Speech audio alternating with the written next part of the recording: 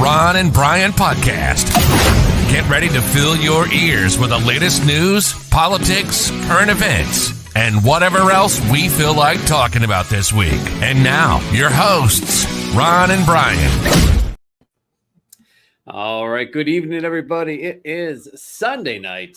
It is 8 o'clock, and it is time for the best thing going on a Sunday night, and that's episode 314 of the Ron and Brian Podcast. Brian, how are you doing tonight, my friend? I'm doing splendid, Ron. It's Sunday. It is, we're almost done with July. There are just a few days left, which leaves us the month of August. After that, September. Hopefully, by that point, I will stop perspiring profusely. We're in that point of the year where just stepping outside of your door just immediately causes this layer of condensation across my skin. The humidity is so high that there's no way the sweat has the ability to be absorbed into the atmosphere. So it just stays. And what's nice is that I wear t-shirts, undershirts, whatnot, if I'm going to work. So those pieces of cotton clothing, those absorb the sweat as it comes out. They're not sweat wicking, as they say. They absorb it. No. So it stays on, stuck to my skin for the next 8 to 12 hours. It's just a wonderful thing. Ron, more importantly, how are you doing? Fantastic, Brian. We are about halfway through yet another hot podcaster summer. Hot podcaster summer.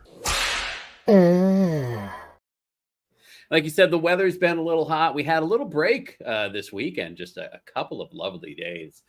So just very relaxing, very enjoyable. I feel very content, Brian. I mean, even though tomorrow is the start of another work week, I feel like I had a fulfilling, loving, caring weekend. And I'm ready to finish it off with doing this podcast with you, my soulmate, my hetero life partner, my friend, Brian. Should we just get this going? Should we just do this, Brian? Let's do this the only way we know Drink how of the to. week. Na zdrowie. Salud. Drink of the week. Sláinte. Prost. Drink of the week. Drink of the week. Drink of the week. Drink of the week. Brian, what are you drinking this week? This week, I went into the archives. I went to a beer I have not had probably in about 4 years. This was the tried and true. This is a Heineken. This is Heineken Premium Lager.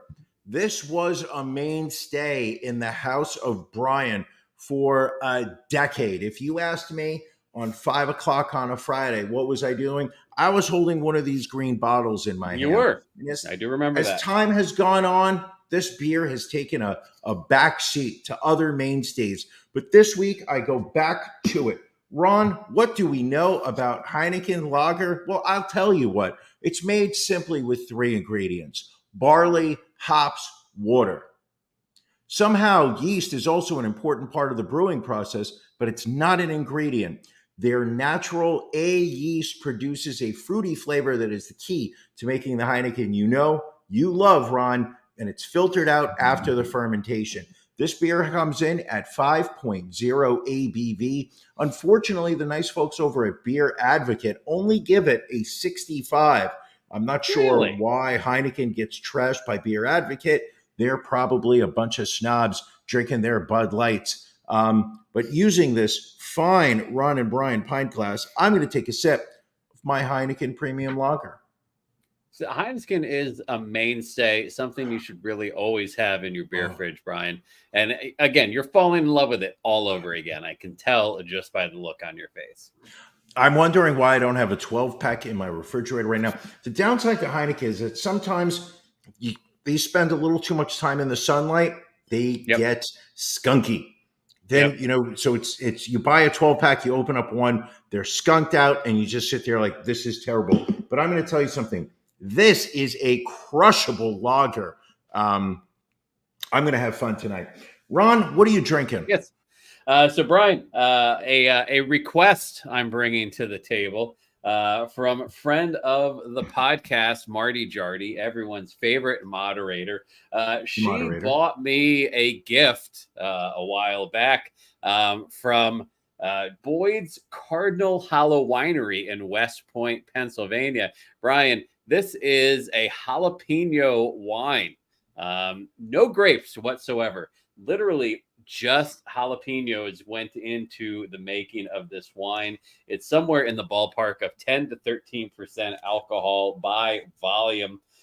Made from over 1 pound of jalapenos per gallon. That means that every bottle contains at least 4 hot peppers. It's hot, not burn your eyes hot, but you will feel it going all the way down. Apparently, you can cook with this. Maybe make a nice salad dressing with it. She did mention that she felt out of the 2 people that do this podcast, I was probably the only one that can handle it. Not quite sure what that was referring to, but I mean, it's an unmistakable scent of jalapeno on the nose. Now, I chilled this. I wasn't exactly sure how this should be served, but I figure it's kind of a white. So I feel like there should be a bit of a chill to it. Let me just... It's very cloudy. It's cloudy. Let me spin it around, really release those fumes. Take a look at the Does legs. it have Brian. legs? Look at the legs. I don't think Not many legs from these jalapenos. So I don't see the legs. Oh, and don't get me wrong, I've got love for our moderator. I'm hesitant to drink this, but I'm about Just do it. I got to Just do it. Go for it. As he takes a sip, I hope he takes a man-sized sip and not a child-sized sip. Come on. Oh, It's got heat. It's definitely got the heat going for it. okay. Walk me through this. It's weird. Oh, I got to take another sip. I got to. Take another sip. It burns all the way down. Love it. Okay, so what I'm very curious about is how could you, like, to me, wine is made out of grapes. This is not a grape. This is a spicy pepper. So how on earth are they making alcohol infused wine or alcohol wine? Ron, talk to me. I mean, I'm not quite sure of the process. I mean, I guess, fermentation can take place with any type thing. I mean, how do they make blueberry wine? How do they make strawberry wine? So it is very unusual because there is a sweetness, there is a tartness, and then there is a burning. There is an unmistakable burning that comes from the jalapeno. It is, listen,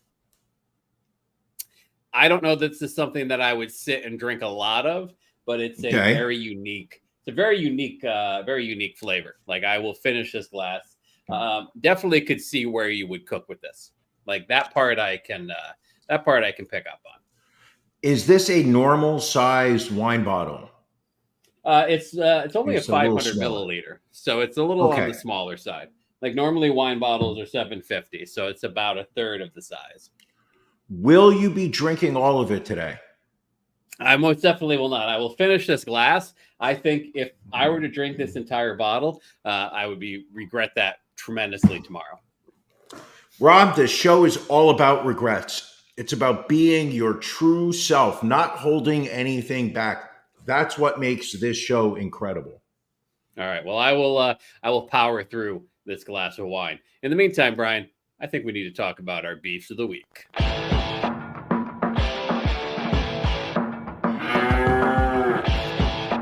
Ron and Brian's Beef of the Week.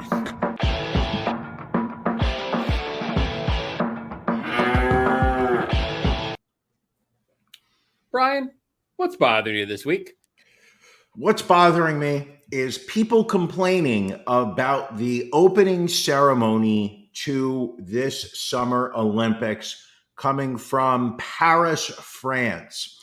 I believe the opening ceremonies were Friday night. I could Friday be wrong. night, correct. Wasn't paying that much attention. Unfortunately, it seems as if Paris was under a weather event, as the kids like to call it. It was raining throughout the entire closing ceremony. And it seems as if people on social media, and that's right, every now and then I like to get on Twitter, like to see what people are saying, like to go on TikTok, see what dance trends are being popularized. It literally the tearing apart that people have attributed this opening games. And I'm going to say this: I watched quite a bit of it. I'm not going to lie and say I watched all of it. However, they took some chances. Right. I'm not really sure.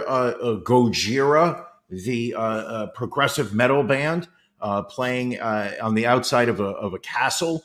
Not really sure that hit with the audience, but they took some chances. I'm going to say this: Beijing set the standard. I think it was about 8 years ago when Beijing did their Summer Olympics.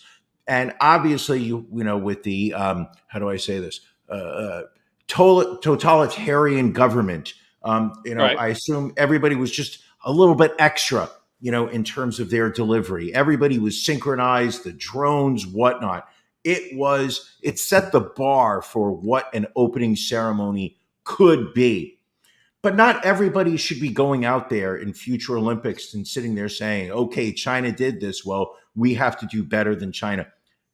Every country that hosts the Olympics, they should do an opening ceremony that is fitting for that country, that speaks to the country's history, the country's soul, the spirit of that country.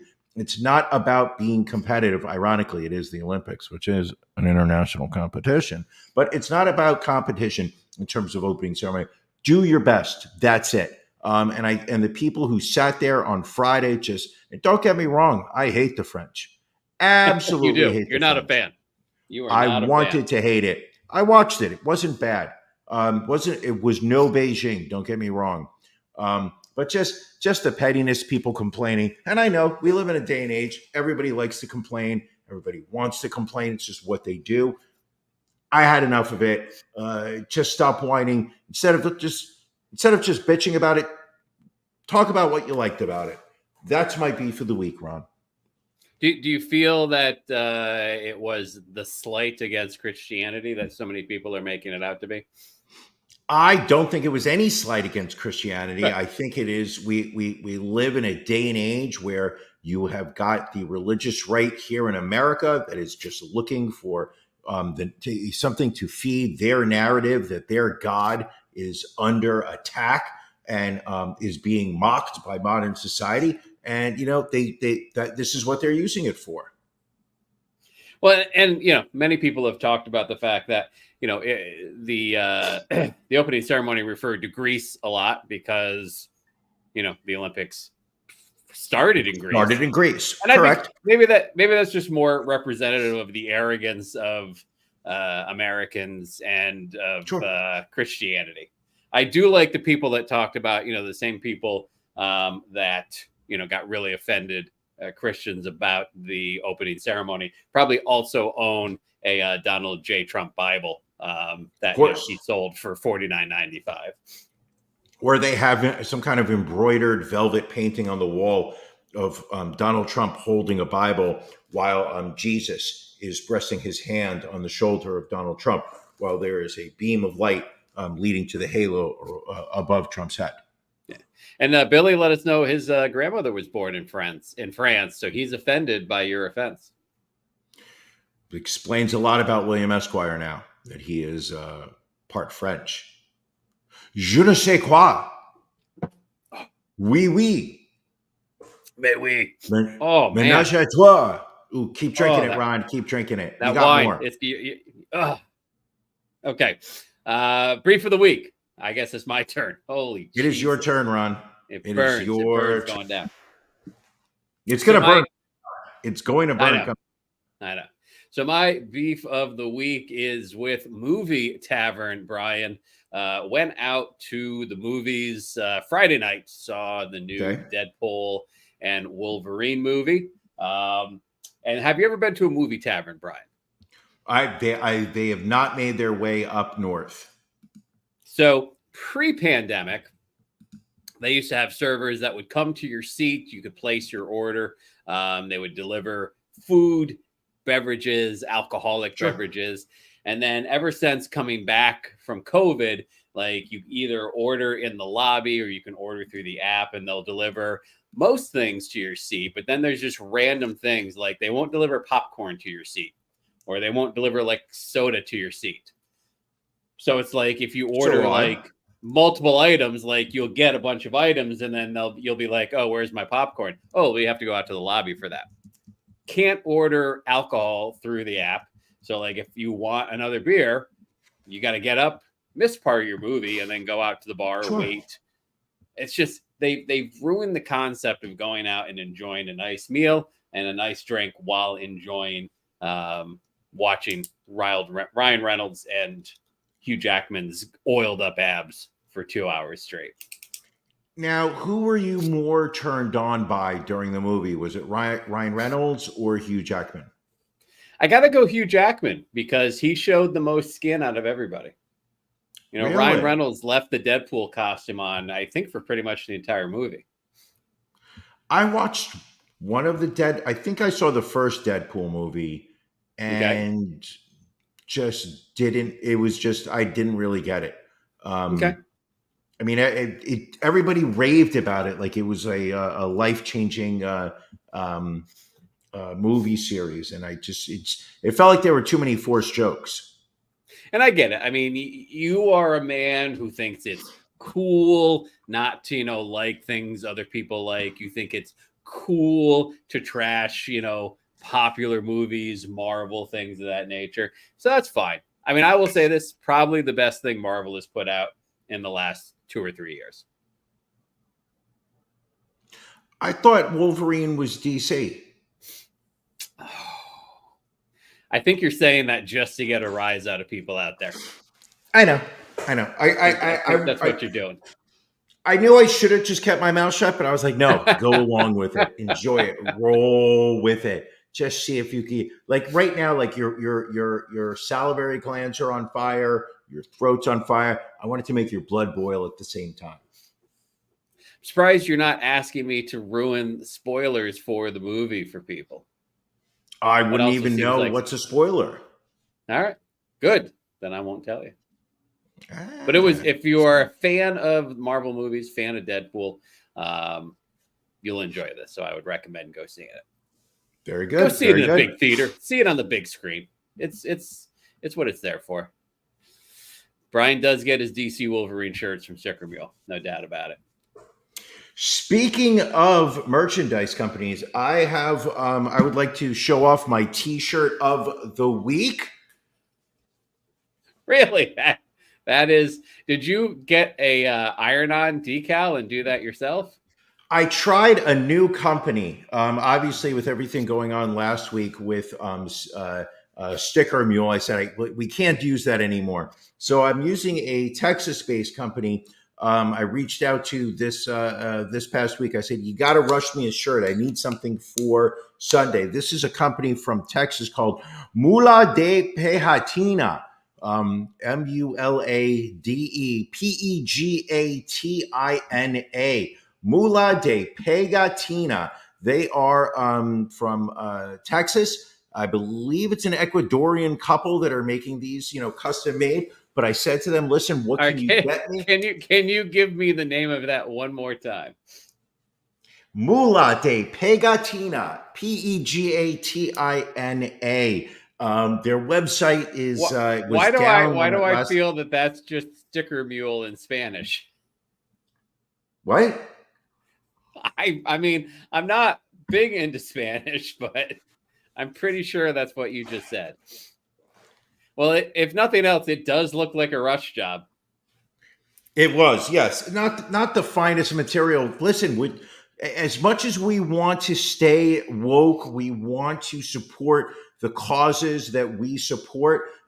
Sometimes, when you go woke, quality suffers. This is not the same type of stuff that I was getting from Sticker Mule, the company that we shall no longer mention. But we will talk about my friends over at Mula de Pegatina, new podcast merchandise company. All right. Brian, let's get into our stories of the week, the stories we want to make sure we get to before anything else. Sure. What is your story of the week, Brian? Ron, are you a fan of playing lotto? Every now and then, I've been known to indulge. The daily numbers, the Mega Millions, the Powerballs. Listen, there are still people out there who are playing the scratch offs.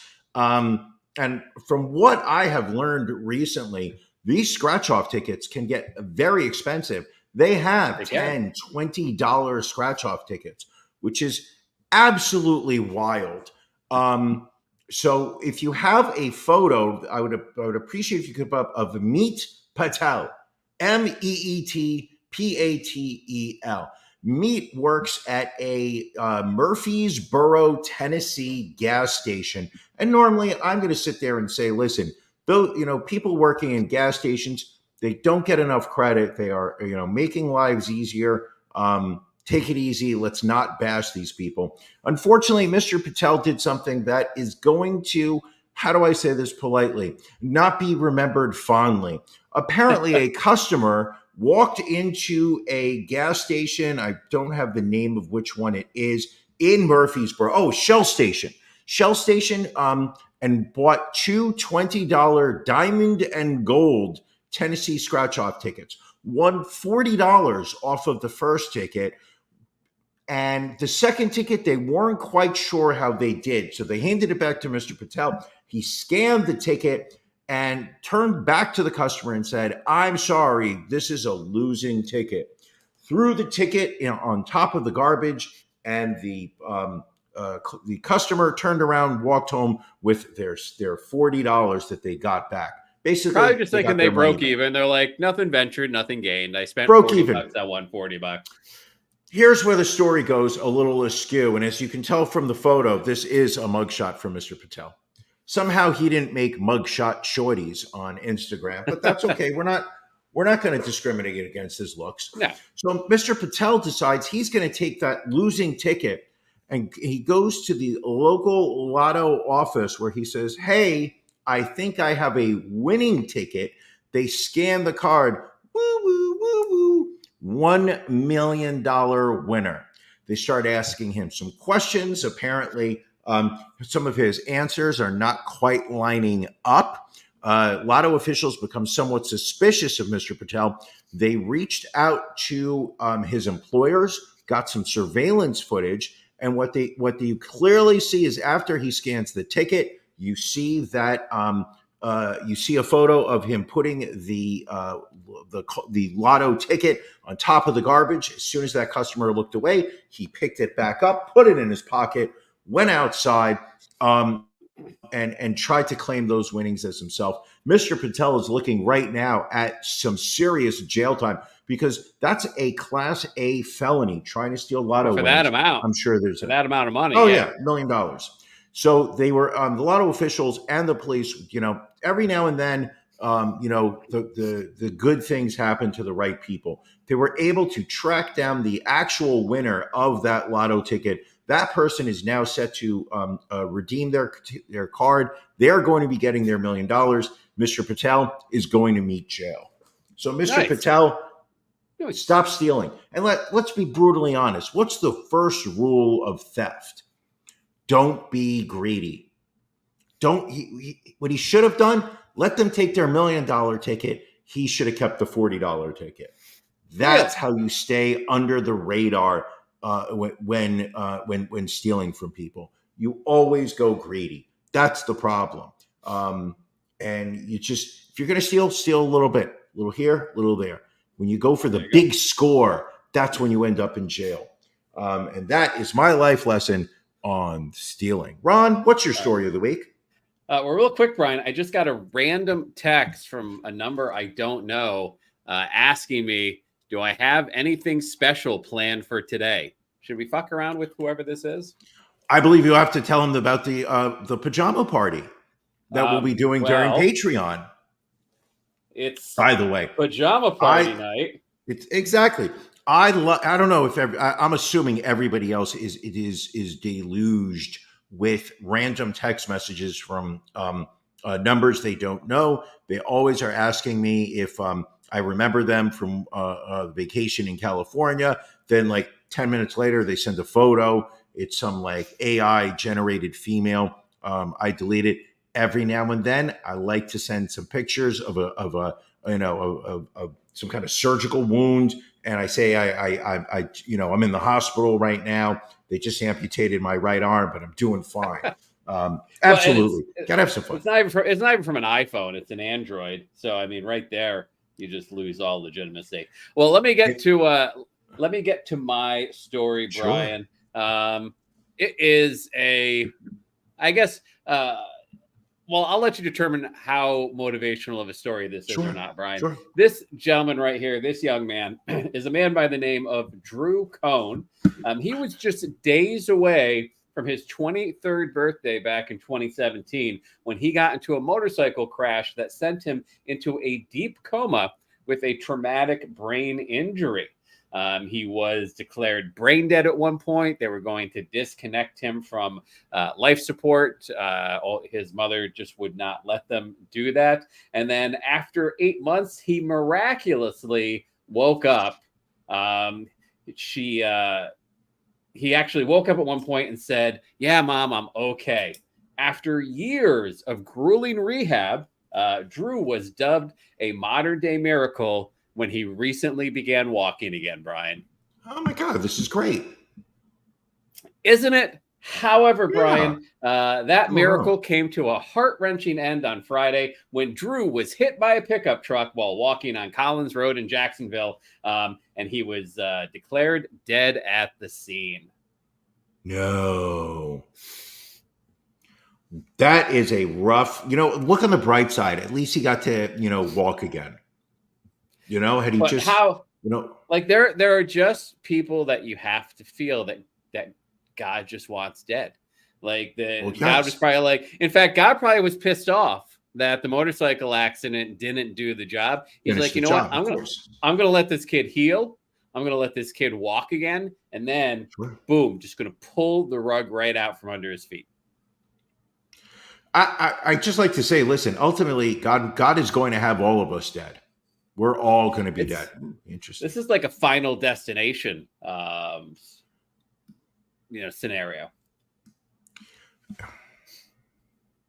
Anyway, the driver pulled over, called 911. It was, however, too late. The driver is not facing any charges. Apparently, no traffic rules were violated.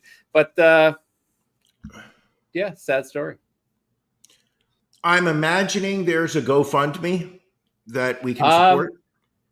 Shockingly, I'm not seeing a story. I'm not seeing a link for a GoFundMe in the article. Oh, wait, no, there is. There always actually is. The photo is from a GoFundMe, but there's no link to it. Let's see here if I can find it. Here's a question, Ron. How much would you donate to that GoFundMe? I am a fan of people picking themselves up by their bootstraps. Okay, there you go. It's a tough, you imagine the years of rehab that guy went through, to get his body back into condition where he could walk comfortably. So the goal was $25,000. And they have raised $6,880. So apparently humanity has also told the family to go fuck themselves.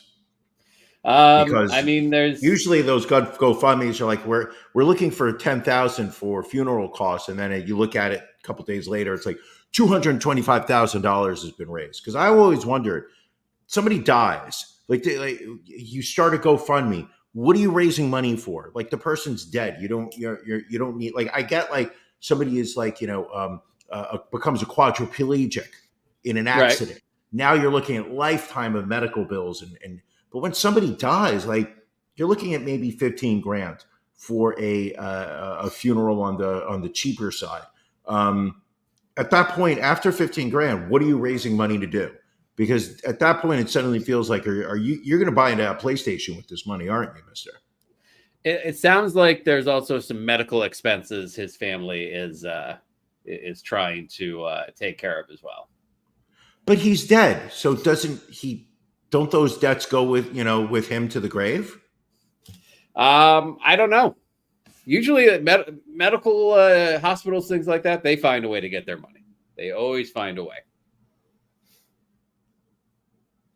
So, my Brian, dad still owes one of those nursing homes that he was in. He still has an outstanding bill on there. That's not big. They're going to come for you, my friend. It's been 2 years. Good luck. So, Brian, you talked about the opening ceremony of the Olympics. Have you been watching any of the competition yet up to this point? Listen, yesterday I saw some fascinating beach volleyball between the men's team in U.S. and I think it was Cuba. So it was U.S. versus Cuba in men's beach volleyball. Ironically, they show much less butt than the female beach volleyball participants. I always find that interesting. Sexy. It's not hot. There is when it comes to the female athletes, their uniforms have significantly less material than the male athletes. Same sport. I'm not saying that I want to see like ball sack, like stretched to oblivion, bouncing side to side. But these are the Olympics. I think these people should not be treated as pieces of meat. They should be treated as the world's best athletes representing their country. Oh, the basketball team already played. Did we win? I think it ended up being a rout. Oh, Serbia won or we won? We won. This is the new dream team, Brian. I almost bet them. At one point, I saw Serbia. I didn't know that it was today. I saw it. I was like, oh, I'll bet it. Little patriotic bet. I missed out apparently. Well, Brian, the new darlings of the Olympics are the United States women's rugby sevens team pursuing its first Olympic medal at the Paris Games. They have won their first 2 matches in group play, beating Japan 36-7 and Brazil 24-5. Amongst the veterans coming back on the team, Laura Doyle, Aliv Kelter, Naya Tapper, but now social media superstar Ilana Mar, 5'10", 200 pounds with a stiff arm that will break spines, Brian. She scored twice. She's become the TikTok superstar of the games. Brian, have you been watching Ilona Mar on your FYP? No, this is absolutely news to me. What has made her a social media darling? She's having fun with it. She's treating the Olympic Villa like it is a reality dating show. She is inappropriate. She's just a lot of fun to watch, Brian. 1.5 million followers on TikTok already. And what is her username? It's at Ilona, Ilona. Just Ilona. Okay. I believe so. Listen, I support our American athletes. And she just got herself 1 additional follower.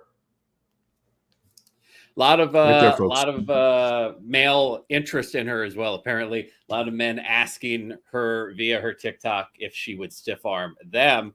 Some guys get into that violent stuff. I believe there are going to be some guys who are going to sit there and be like, "Hey, can you bench press me while I'm naked?"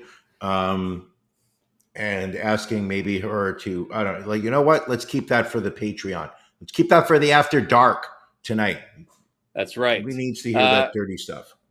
Brian, every now and then you and I find questions on the internet that we ask each other. Last week, I brought an Am I the Asshole to you, which you responded to. A couple of weeks ago, you had an Ask Ron. I believe you've got a question that you're bringing to my attention this time.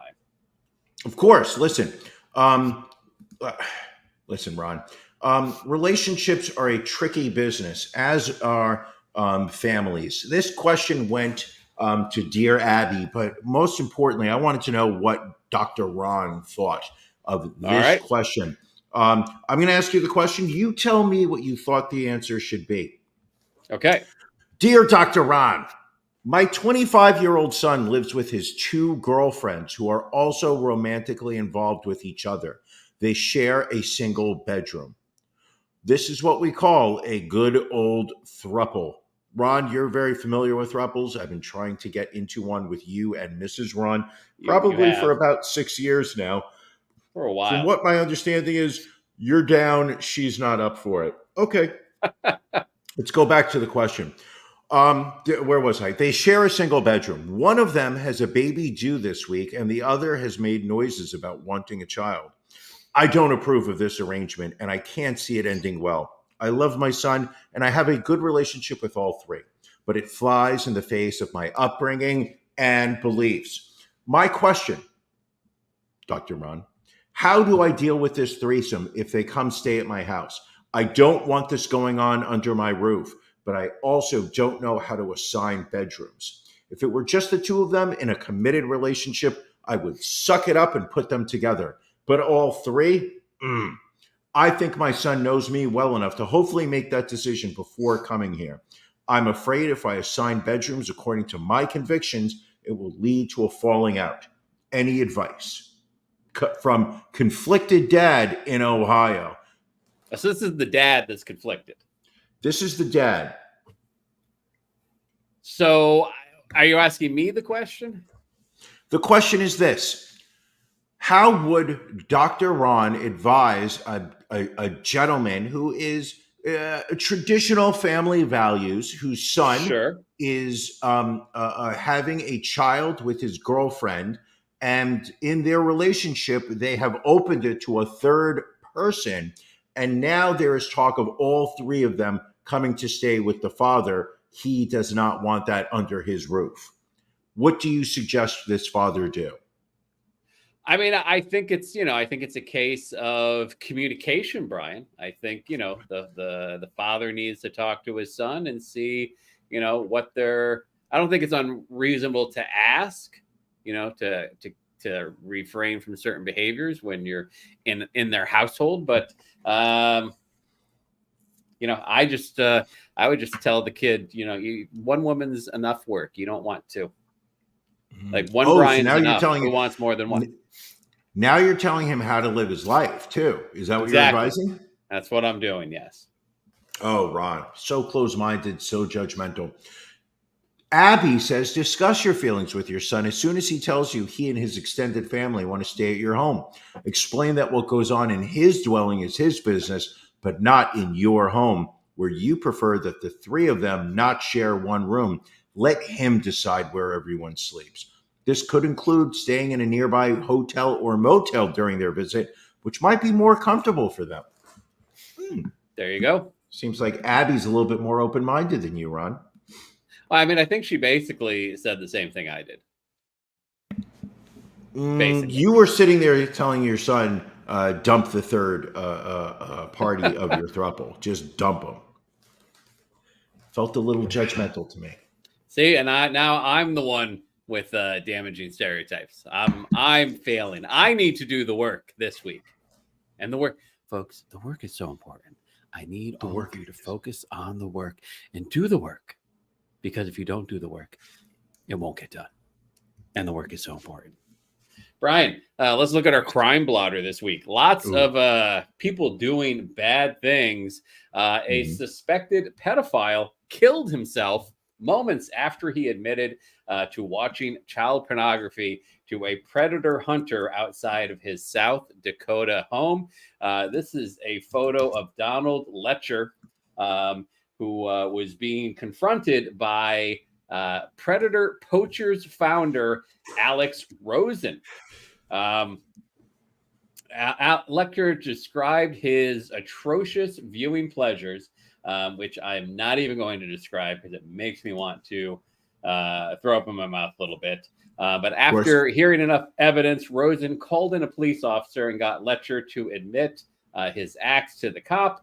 As the officer called his supervisor, Letcher walked inside and a pop was heard.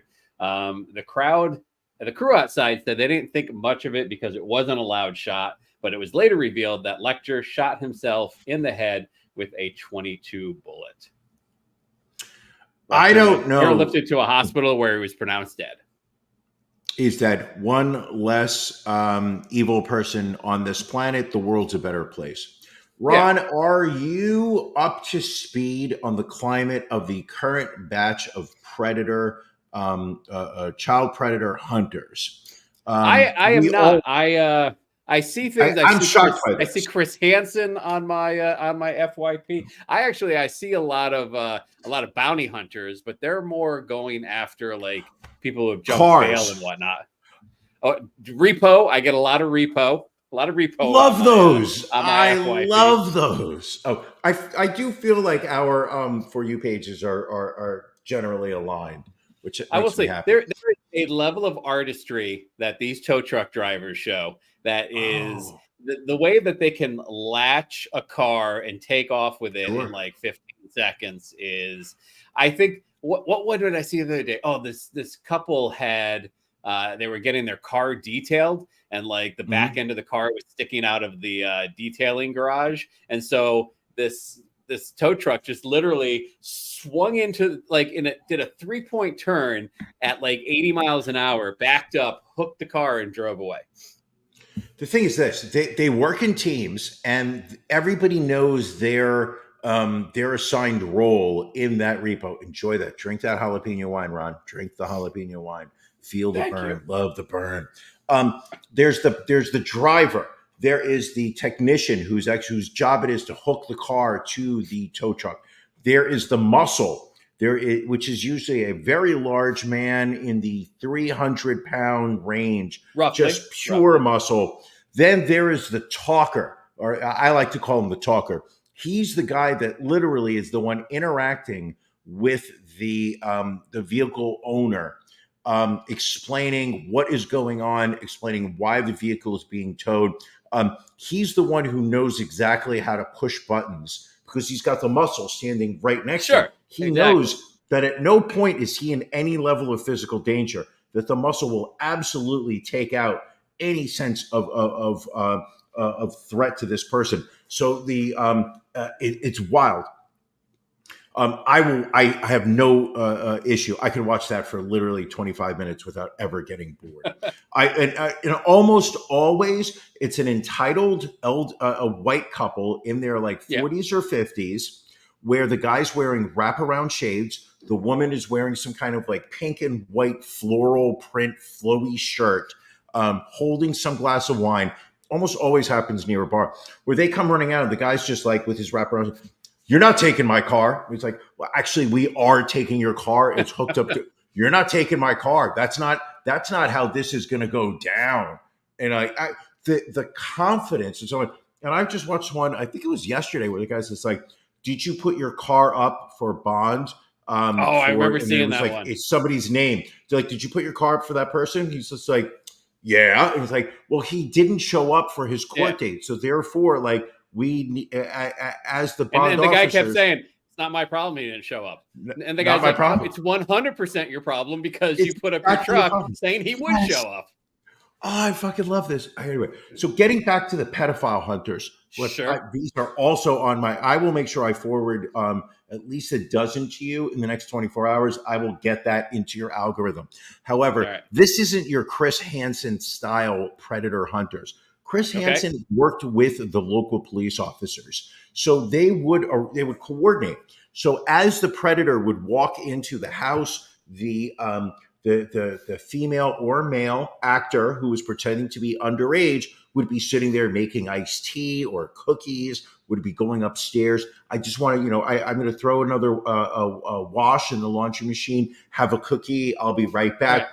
Chris Hansen walks out, with his, stack of papers. And he's like, what are you doing here? And then eventually it leads to one of the most awkward interactions ever seen on television, which is when Chris Hansen reads the text messages between the predator and the actor who's playing the child, which is, he's just like, did you say, I'm afraid I'm going to break you? You're so young. Like, it's just, and watching that person just melt. Oh, these guys nowadays, they don't work in conjunction with the police. So this is just literally, they'll say like, let's meet at like the well, let's meet in the Walmart in Stroudsburg, Right. and we'll be in aisle 7. Like We'll meet in there's Home Goods. No. Yeah. So it's like suddenly they're like, oh yeah, I'm in aisle 3. Where are you? I'm in aisle 7, just where we say we're gonna be. I'm on my way. Then they literally walk over, and the guy's, it's almost always like a white guy sitting there with his phone. He's like, where? Oh. Because they don't work with police, these guys have zero level of restraint that Sure. you would have from a Chris Hansen. Chris Hansen, he's doing it for Dateline. These guys are doing it for social media. So they have to up their game. What are these? These guys are literally slapping these predators in the face if they don't like the answers they're being given. And what they're basically saying is their pitch is, you talk to us or we call the cops. So Right. these predators know that they're screwed.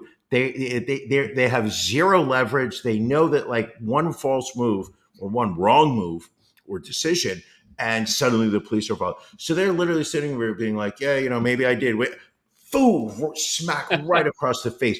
You see the cheek start to get red and redder, and it just keeps going. Highly entertaining. Will be on your For You page in 24 hours.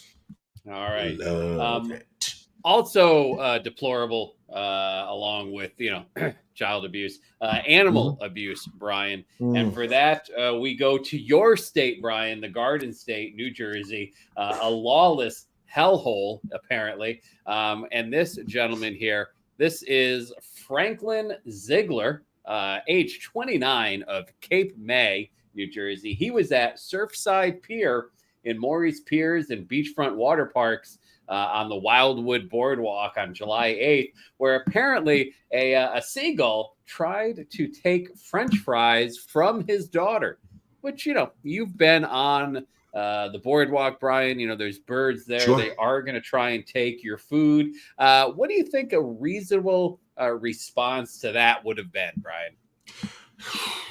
I'm going to say a proper move would have just simply been to what's the word I'm thinking of? Like swing your hands in away? the air. Shoo. I kept saying, I wanted to say whoosh, and I obviously that's Nike. Whoosh But you that shoo bird away away. the bird. You just Right. you wave your hands in the air to try to create an environment where that bird does not want to be in. That to me is the logical, rational, calm way of handling a situation without escalating it with a level of unnecessary violence. All right. Well, But apparently, that's Mr. the way I Ziegler- call it. That's the Jersey move. The Jersey That's- move, de-escalate everything. Well, apparently that's not the way Mr. Ziegler decided to handle it. He attacked the unfortunate bird and ripped its head off of its body. Then asked boardwalk workers for a trash bag so he could dispose of the seagull's remains, which he still held in his hands. North Wildwood cops showed up. Ziegler quickly got, quote, irate and uncooperative with officers on an unrelated investigation. So he was arrested. He was charged with disorderly conduct, resisting arrest, and then also a third-degree animal cruelty charge. He has a August 9th court date coming up. Yeah, I don't see the need to rip off the head of a seagull. It's not a fair fight. Oh, good. That's a brave statement you just made. I don't know if I'd be okay with ripping the head off of a seagull. Ron, listen, we know the dynamic on this show. You play the middle route. You keep it safe. I'm willing to stay on the edges. I take the chances. Sometimes they're going to hit, and I'm going to get the support of the fans. Sometimes I'm just going to go a little too far, which is why I'm willing to say that ripping the head off of a seagull because it tried to steal some fries from your daughter, I'm willing to say that that's not okay. You might sit there and be like, well, I don't know. You have to understand the situation. How are we there? No, I'm willing to just go out on a limb and say, not okay, Mr. Ziegler. Well, that is impressive. I have a new level of respect for you, I guess. Thank you. Thank you very much. All right, no problem. Let's see, what other stories do we have here? Brian, were you caught up in the CrowdStrike issues the other week when A number of internet sites went down. Travel, especially, was screwed up majorly. Listen, Delta Airlines. Well, yeah, it's Delta. I am in regular contact with my IT company at work.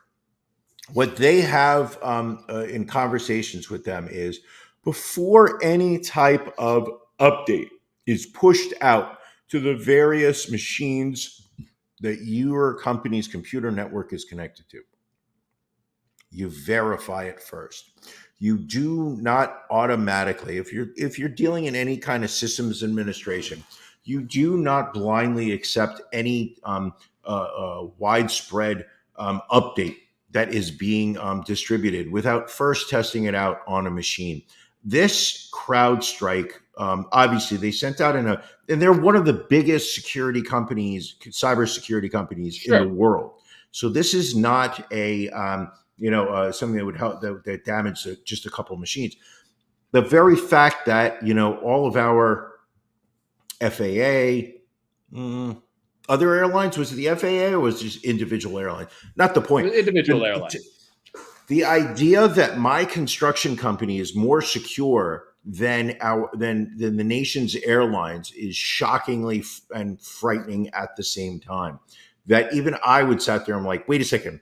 So your cybersecurity company just pushed out an update, and you were like, yeah, roll it out to all thousands of our machines to just auto install. We're not going to test it out. We're not going to make sure we have put it on one machine, have it update, make sure it works, everything's good. Okay, now you can. Shocking, literally shocking to me, just how poorly this was managed. Well, Brian, this is probably the worst story to come out of it, where an 83-year-old father has been missing for a week after the CrowdStrike outage canceled his flight home. Patrick Bailey Sr. was set to fly back to Northern California last Sunday after visiting his sister in Orlando when his Delta flight was canceled on July 19th. They apparently checked into a hotel for the night, left the next morning, bought a bus ticket, forgot his cell phone at the hotel, unfortunately. So now they're trying to find where he might be on this bus route. They are trying to get footage from a Wendy's restaurant in Louisiana where his debit card was reportedly used.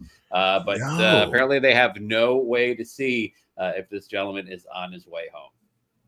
Ladies and gentlemen, this is why you always get an AirTag and attach it to whomever it is that is traveling this way. Apple will follow and let you know where this person is. Scary story. Something like this could happen. Yeah.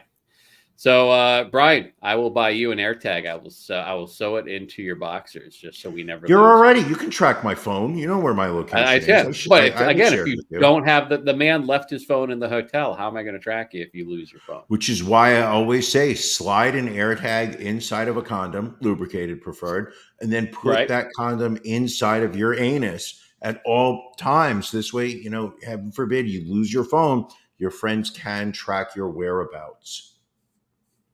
All right. Also big in the news this week, the fatal shooting of a woman in Illinois by a deputy. Sonia Massey, 36-year-old Black woman who had called 911 for help, saying that she felt that there was a potential intruder outside her house. What ended up happening is Deputy Sean Grayson and another deputy arrive at her home, enter her house, asking her questions. She picks up a pot of boiling water off the stove and says, "I rebuke you in the name of Jesus." I don't know if she was joking, if there was, mental illness type thing going on. But so Grayson responds, "You better fucking not, or I swear to God, I'll fucking shoot you in the fucking face." And then fires 3 times, hitting her in the head. They didn't even, when you hear on the body cam video, his partner saying we should call and get her help. And he was like, "There's no need. She's dead." He said that was a headshot. He goes, "That's a headshot. Yeah. She's dead." It's shocking how fast he went for a headshot. And even he says afterwards, he goes, "I'm not going to get scalded with boiling water for this person. like justifying the use of deadly force. And it didn't, I mean, I'm not quite sure what she was doing. It did not look like she was going to throw something at him. He was across the room as it was.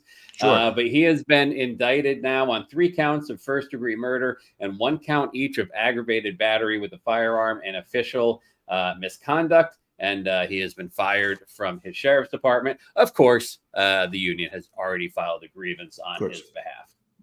Well, the other thing, and this is not necessarily, a sign that he is guilty, but this was the 6th law enforcement job that he has had in the past 4 years.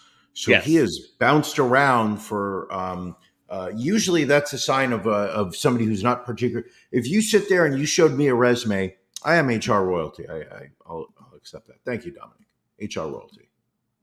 Mm-hmm. Usually, if you look at a resume and you see that this person's had 6 jobs in 4 years, does not sell you on stability, does not sell you on the concept that this person's particularly good at their job.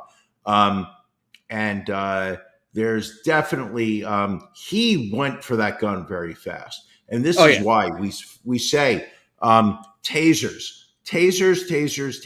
need to be standard on, I understand we live in America. America loves guns, but, this man should have had another option if he felt that his safety was jeopardized. There is no reason that woman did not walk out of her house that day. Because the thing is, and what's even more tragic is just she called the police to report that there was that she thought somebody had tried to break into her house. This was not a cops going to her house to arrest her. Just sad. Brian, the jalapeno wine gets spicier as it gets closer to room temperature. Just thought everyone might like to know that. Ron, I'm drinking water. I'm drinking cold water. There's an ice cube in here. Can you hear it?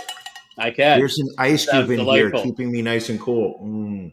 So, Brian, you are the senior hair correspondent for the podcast. You're really on the cutting edge, no pun intended, of the hairstyles out there. What is, Brian, a broccoli cut, and why do teen boys really want them so badly these days?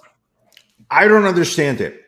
I was at a graduation party. You went to a graduation party yesterday. So did I. I went to a graduation party. None of the children there were autistic. However, I will speak this.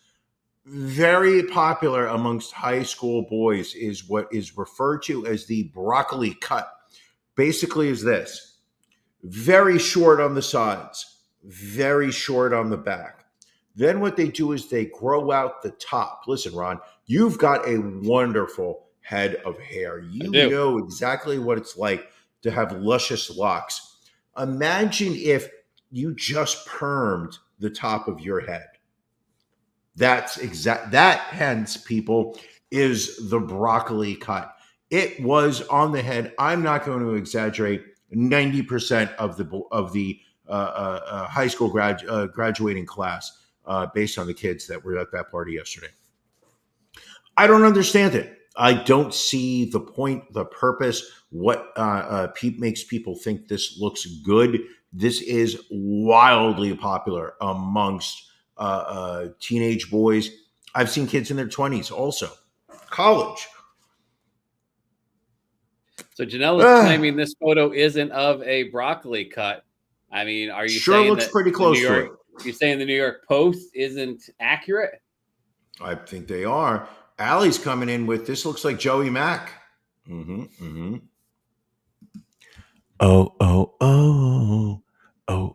I mean, this is coming from me, who had a series of unfortunate hairstyles growing up. I don't know that you could have ever talked me into getting a perm. No, there's no way. There's no way. That is a frightening haircut. And there's no reason why that haircut is popular. We should ban that haircut.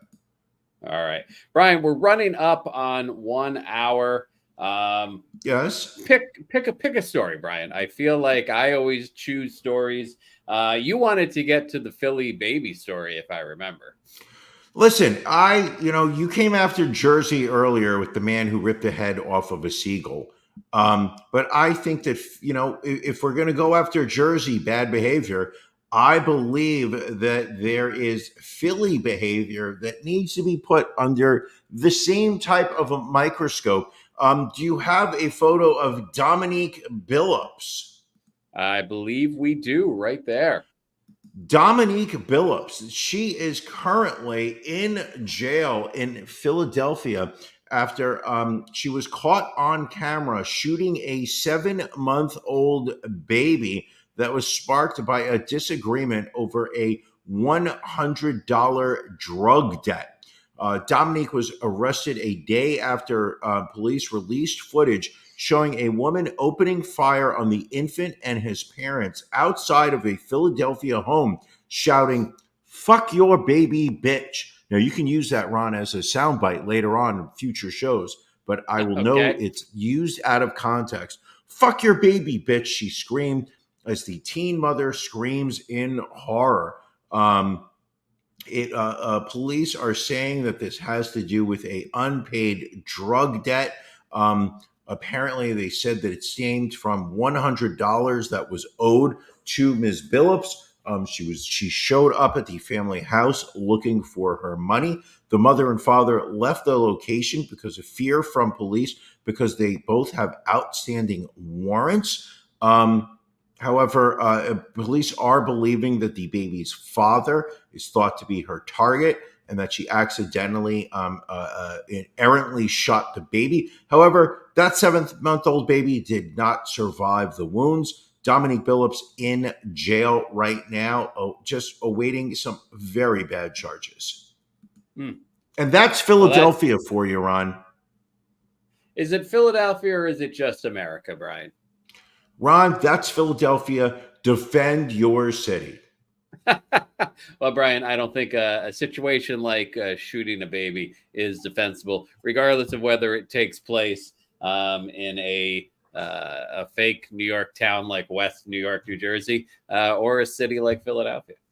That's funny, Ron, because you said that if you looked out your back window and saw a young Jewish child trying to sneak into your backyard to use your pool, you said the first thing you would do was shoot that baby while screaming at its parent, "Fuck your baby, bitch." Those were your exact words. Surprising now you're going to pretend that that's not what you said.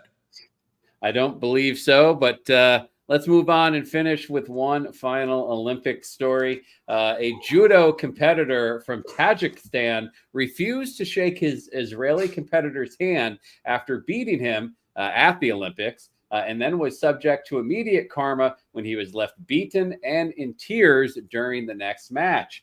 Israeli judoka Baruch Smolalov won his first match against Morocco's Abdurrahman Bouchita, who declined to shake his hand. He then faced Tajikistan's Nurali Emomali in the round of 16. Shamalov lost after 1 minute 17 to Emomali, who also left the match without shaking Shamalov's hand. Social media users also claim that the Tajikistani athlete yelled Allah Akbar at Shmalov after the match. Emomali, God, why do I pick stories? Jesus, Ron. Like these? Emomali then went on to compete against Japan's, Hifumi Abe, who left him in tears on the mat after an apparent arm injury, according to the Associated Press and other online reports. Ron, can you reread that story for me? Because I just got so much joy out of it. It was so good watching you struggle. Oh my God. I really, you know what would make this podcast better is if we read these stories prior to going on the air. Well, but you got to speak to yourself on that one. Just a cursory glance. Just run through. Let the names roll off our tongue a little bit beforehand. Sure. Okay. Maybe Brian, I would recommend that for you because you know me. I love when you get names just poorly read. You mentioned this at the top of the show, Brian. This is a fantastic Sunday night because it is the last Sunday night of the month, which means that not only is After Dark happening at 9:30, but it is our monthly pajama party where we will have all of our Patreon subscribers on the air with us. And Brian, rumor is you have put together one hell of a Can You Beat Ron trivia contest. We're on a bit of a roll. 2 months ago, I won. Last month, you won. We're on a 2-month winning streak. Can I continue the level that you raised your game to just a few weeks ago? And can I allow myself not to be beaten? Listen, this month's Can You Beat Ron? It's the subject matter of the game, something very personal to you. It's going to show. It's going to speak to just the knowledge about safety in so many different ways. Drink that wine, you beautiful man. You beautiful man. Speaking of beautiful man, before the end of the episode. Speaking of beautiful man, I want to thank our friends over at Mula de Pegatina for making me this lovely shirt. Mula de Pegatina, a small family from Ecuador, starting their own custom merchandise company, making me this lovely, one-of-a-kind Headshot Ron t-shirt. I might be putting it up on eBay. Sorry, my finger slipped on that. Thank you for joining. I appreciate it. Let's get ourselves set up, because shame on me. Why shame on Brian? I don't understand. Because you still owe everybody a reading of all the 9/11 victims. Oh, you promised that. I'll be doing it for years now. I will be doing it this September. One single take. I will. I'm thinking about going live on our Patreon and just reading the names. I will have to hope that my lady will be willing to bring me glasses of water, because it's a lot of names, 2,000 names. Never forget, Ron. Never forgive. Janelle, why would I use Sticker Mule? It's terrible. Not when you have a new company. What's that company name again? Mula de Pegatina, small company, El Paso, Texas. It's about trying out. Not every company, I'm not saying that they are now the official merchandise company of the Ron and Brian podcast, but I took a chance. I reached out to them. I said, I can never use Sticker Mule again. I can never use them. I don't agree with their politics. But I'm looking for a new merchandise company. People, I'm not sure I like this shirt. I don't think it really came out great. It is one of a kind. I will get you to sign this, and then we will put it up on eBay. All right. Sounds good. Well, thank you all for joining us. We have to go get ready for our After Dark. Again, if you are not a Patreon subscriber, go to ronandbrianpodcast.com. Click in the upper right-hand corner to become a patron. Brian, anything else before we wrap up episode 314? Nothing other than I have nothing but love for you, young man. Got love for you too, my friend, and love for all of our listeners and viewers out there. Be sure to join us again next Sunday night. Thank you for joining us on the Ron and Brian podcast. We're live each week on YouTube, Facebook, and Twitch. You can find prior episodes, links to our social media, and everything else Ron and Brian at ronandbrianpodcast.com. See you again next week. All right.